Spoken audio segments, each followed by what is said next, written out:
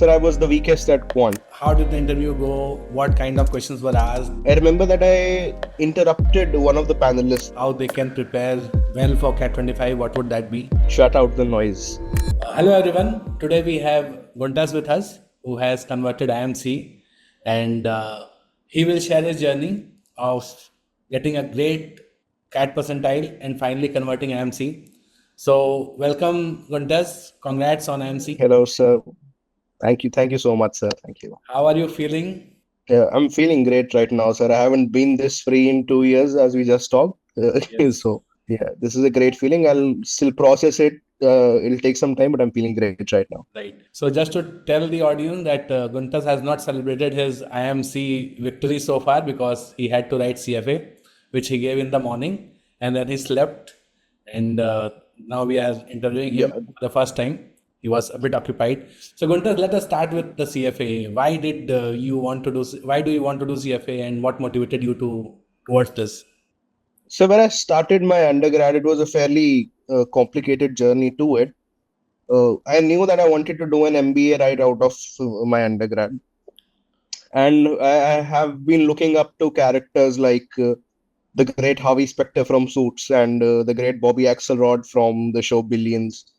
So, of course, those are very glamorized versions of finance, but the theory of the work that those people do of negotiating merger deals and working on very high stakes deals and listings and everything, that attracted me. I've always been a fan of the New York City, so I wanted to get into finance. I did my due diligence on what exactly is required. I did an introductory program online from IIM Bangalore, and I fell in love with finance there last year.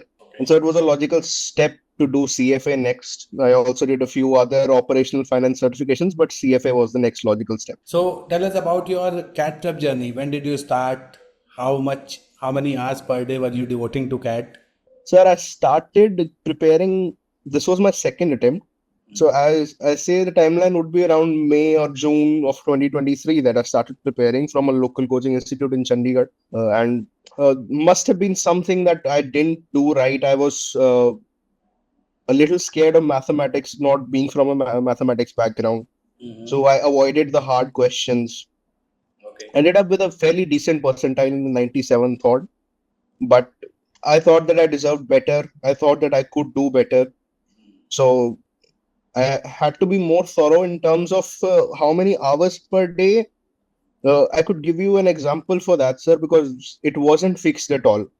I used to operate on the policy of 5-6 odd LRDI sets, 4-5 odd VARC, whatever I'm practicing that day, if it's reading comprehension or verbal ability, and approximately 2 lectures of quant from my coaching and 30 odd questions that would cover every day. This was the work that I thought that I had to get done every day. Some days were productive. I got this done in 4 odd hours. Some days it took longer than that. But on an average, I would say 6 hours, 7. But I would never ask anyone to follow this number just for the sake of it. Have a target of what you're trying to get done in a day and get that done. That's a very useful suggestion, Guntas, because lot many students feel that, okay, if I put in say 8 hours, 7 hours, it will do the trick. But it does not happen that way. You need to, cross the numbers. So the numbers are important. I can attest to that. Right. My first CAT attempt wasn't successful based on that policy. Right. So how many questions you are doing, how many steps you are taking towards your goal, that's more important. Fine. So among the 3 sections, which was your weak link? Sir, I was the weakest at quant. VARC I had in my bag fairly from the beginning in 2023. Okay. And I scored in the 99th percentile in my first attempt. In this year, I scored in 99.9th percentile. So VARC was always in my bag.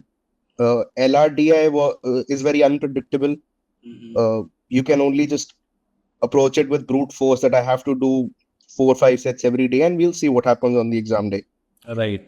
Quant was something that I had to go through the lectures once and twice and thrice because I felt that I understood, but the performance wasn't coming out.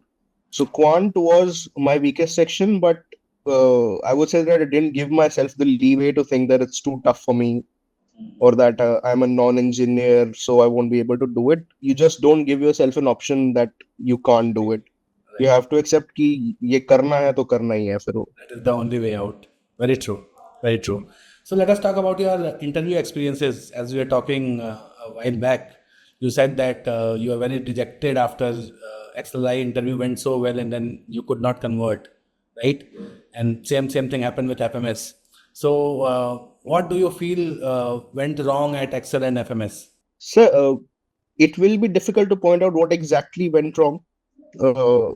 In XLRI, I remember that I interrupted one of the panelists. They were completing their question, and I was under the impression that the question is completed. So I started speaking, and then I did apologize that I'm sorry for interrupting you there, sir. But I believe those are the things that you can't really come back from. If you set someone off, if you come across a certain kind of way, there's no coming back from that.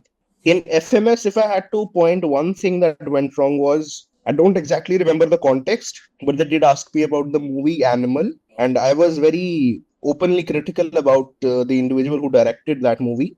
And that could have come across as arrogant, but again, there's nothing that I can pinpoint exactly like that. Okay, it was your point of view. So, and you were asked your point of view, so you'll state that. Fine. Let us talk about the good part now. IMC. How did the interview go? What kind of questions were asked? Anything tricky, interesting there? The IIMC interview, first of all, I really appreciate the way I was treated in the room.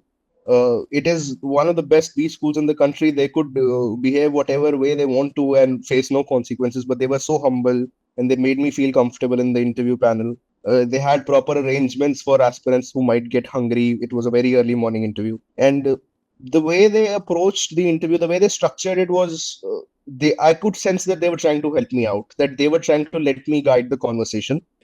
They did stump me. They did get me off my guard when they asked me, why do you not work in the defense sector?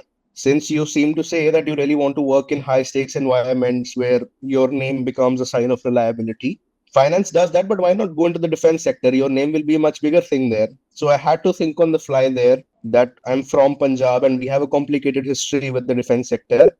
So I respect it, but I don't see myself doing it that way. They also were very enthusiastic to explore my resume points about finance. Me being a CFA level 1 candidate back then, the certification that I did from IIM Bangalore, they asked questions from there. And so they helped me guide the conversation. And I think that's what helped me convert it in the first list. Any interesting question which they asked? They asked more of maths and stats, right? So, Sir, in fact, interestingly, I was not asked anything oh, directly out of mathematics or statistics like that. I had prepared for it.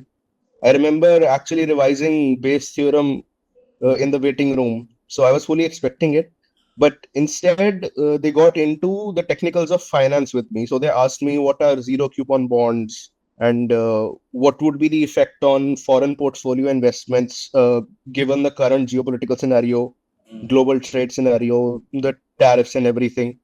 right. What will be the effect on foreign portfolio investments? They asked me about derivative instruments, options, futures, and everything. And the one thing that I didn't know out of the technicals was how to structure a butterfly payoff using long call options.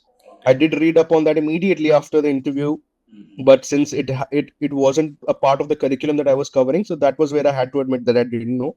But other than that, all other finance technical questions, I remember that I knew all of them. Okay, great, great. So, Guntas, since CAT 25 aspirants are starting now, if you have to give them some advice how they can prepare well for CAT 25, what would that be? Shut out the noise. By far, that is the biggest issue, I believe.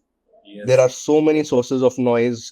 There's Telegram groups, there's subreddits on Reddit, and there is so much noise. And we have to accept the reality that whatever the bell curve of the aspirants is in terms of the score, will also be the bell curve of the aspirants in terms of in what spirits they talk on the internet. Right. And so, if a person is inevitably not going to be in the top 20th percentile, they're probably going to converse that way. And you're not going to get anything productive. You're not going to be encouraged talking to those people. Right. And the population will be spread according to that bell curve. So, you need to shut out the noise. You need to find yourself company which will push you, which will challenge you, they will perform better than you in mocks. Right. So, That is the most important thing. Of course, everything technical, your teachers will able to tell you very well कि ये करो ये करो ये करो हो जाएगा. right. My suggestion is just listen to your teachers, shut out the noise, work with yourself, improve yourself. That's a great, great advice. I am very happy that somebody has spoken that upfront because last couple of years the noise has increased multifold. We can see on social media, Instagram, there's some or the other advice coming from so many people, and then obviously there are a lot of things which are not correct floating around. So I believe if a student wants to succeed, he or she should focus on the correct right thing. Pick up one book, one mentor, follow them. One mentor, yes. That's very important. So thanks, Guntas. Thanks for your time and thanks for guiding the students. We wish you the very best in your new journey. And Thank you very much, sir. congrats once again. Keep in touch. Thank you, sir. Surely, sir. Surely.